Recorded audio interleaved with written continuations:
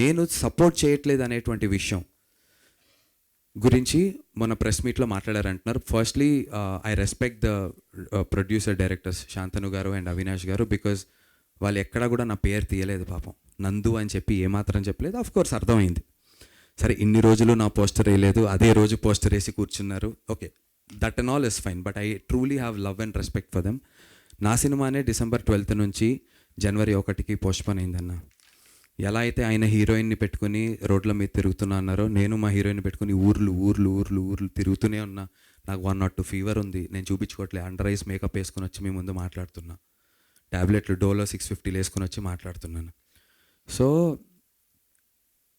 నాకు కుదిరినంతలో నాకు బాధ లేదు వాళ్ళు అలా మాట్లాడినందుకు. డెఫినెట్లీ ఇప్పుడు రేపు ట్రైలర్ రిలీజ్ పొద్దున్న 10 ఇవాళ సాయంత్రం 4 నాకు మెసేజ్ పెట్టారు. Tomorrow we have the trailer launch, please attend అని పెట్టారు.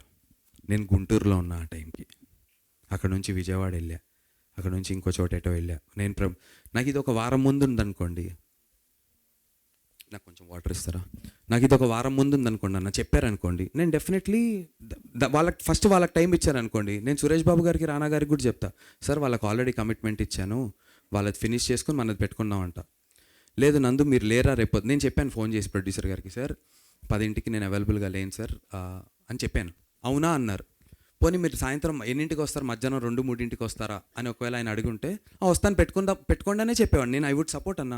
నేను అది అయిన వెంటనే నేను ప్రెస్ మీట్ చూశాను, బాధపడ్డాను, ఫోన్ చేశాను. అరే బ్రో అసలు నాకు ఎటువంటి కోపం లేదు, నాకు only I have love for them. I want Vanaveera to be a blockbuster 2026లో.